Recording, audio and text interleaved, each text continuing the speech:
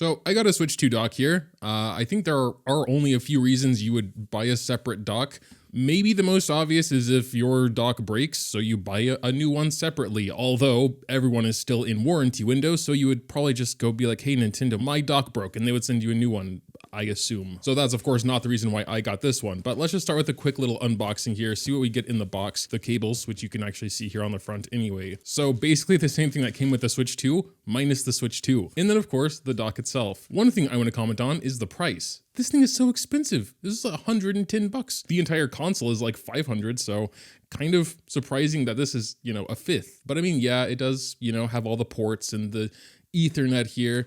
The reason why I got this, you probably have guessed already, is because I want to play the one Switch 2 that I have in multiple rooms without having to unplug everything currently. And if I'm not too lazy, I will have some B-roll here. It's hooked up in my living room because that's where I like to do my personal time gaming. But if there's anything I ever want to stream or record, I would do that in my office, of course, because that's where I have all my recording equipment. So this one will stay in the office, and when I need my Switch 2, I can just pull it from the living room and put it in here. I could have just bought a second Switch 2, maybe, if they're still in stock anywhere, but I feel like that would potentially be more inconvenient. All the games I'm playing and their save data and everything is just on one system, and you just take it, boom, put it in the other thing, and yeah. With this setup, there's no need to sync save data and re-download the games, and then if I'd be allowed to use the same games on my second Switch 2 versus, it's way easier. You take the entire console and plop it in, I don't think you need to be a streamer or content creator or anything to, have a use case for just a dock. Basically, if you like to play in two separate rooms and you want to be able to switch which room you're playing in,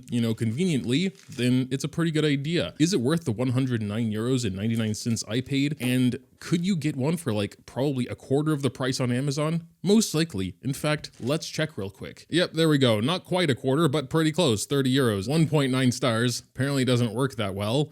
Functioneer to niched. So no, it doesn't work. All these people just say it doesn't work, which makes me very curious to see what the 1 5-star says. This one says if you dock it, then undock, then dock again, then I guess it works. It says it'll be saved so you don't have to do it again. I don't know though. That doesn't seem like an actual step you should have to take in the first place. Most of the others do seem to be charging stations, and there are things like this where apparently you can just, connect the Switch directly to something, kind of like a little capture card, I guess. But oh boy, do I have experience with capture cards, and I'm not sure I would trust that thing to work as a good capture card, especially, pretty low ratings as well. Switch 2 is still very young, so maybe at one point there will be more affordable docks that are actually good. But for now, I'm just going with this one because I don't expect to run into any issues like I probably would with all the others. And if not immediately, then most likely down the line. I just hate troubleshooting things and dealing with headaches. And, when you introduce third-party stuff, that can happen. For some people, saving, $70 or whatever is probably worth having the headache and, having to troubleshoot every now and then. Or maybe you get lucky and you just never have issues and it just works. For me, I'm okay paying a bit more just to not deal with any of that. But yeah, I do gotta say I am still a bit surprised at how expensive the dock is. But yeah, of course I do want to set it up and see if it works how I hope it does. But why wouldn't it? That's its whole purpose, I think. First, of course, gotta remove the back plate here. Comes off very easily.